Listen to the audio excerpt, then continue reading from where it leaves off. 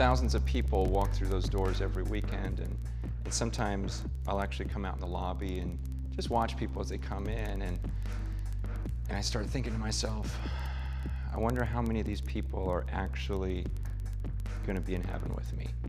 And I hope that doesn't sound judgmental, because I love these people. These are some of the people I love more than anyone else on the earth.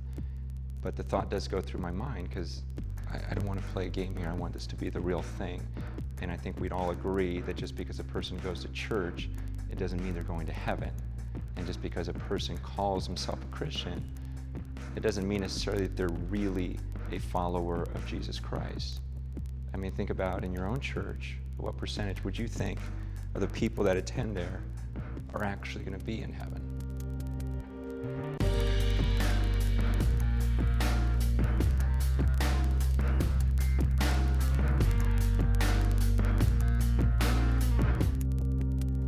I've done so many funerals in this room, and yet some of those memorial services were like the greatest worship experiences of my life. I don't know if you've ever been to a funeral where the person who died was just one of those, I guess you could almost call them saints. Like they really lived it out. Like they were just godly people. It wasn't just the talk. They didn't just say they were Christians and quote all these verses. They lived them out. And even as I talk about that, I can think of people right now in my mind, services I did on the stage of people who passed away, friends of mine, and sometimes I even think about, man, what do their faces look like right now? Because I remember them on earth, and they had so much joy on earth because of their relationship with God, because they were so tight with Jesus. And I think, okay, what in the world did they feel the moment they saw him? And sometimes I'll talk to the crowd in here, and I'll say, hey, think about her. You guys know the way she was with Jesus, and think about what it was like when she first saw him, and that she's there right now, or he's there right now. And I look at my life, and there have been so many times where I've experienced like this crazy amount of joy. Like, wow, that was such a great experience. I was so happy.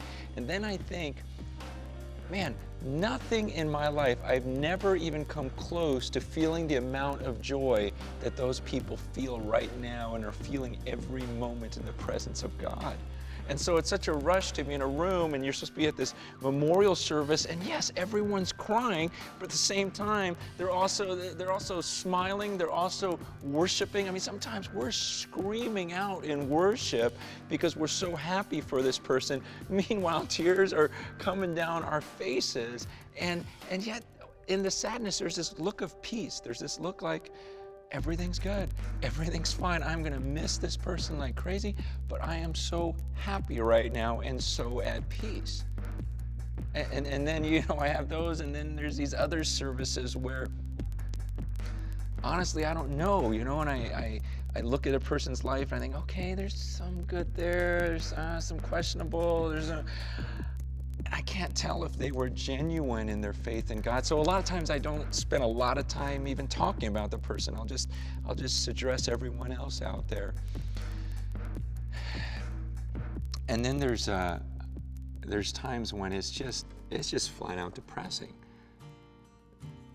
There are times when I literally am sick to my stomach before a funeral, because there's no hope.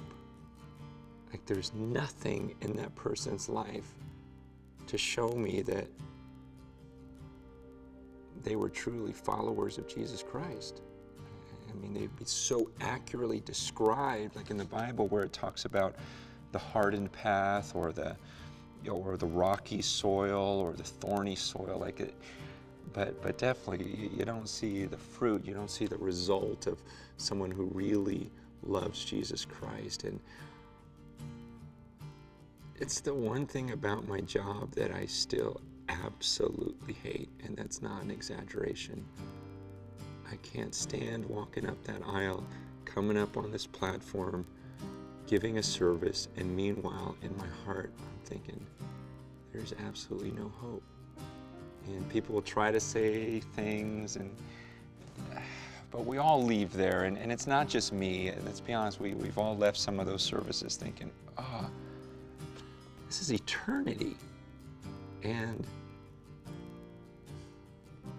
I think for us as believers, those are the most depressing and sorrowful moments of our lives.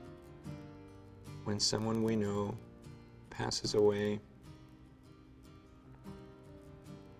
and there really wasn't much hope, much to hold on to.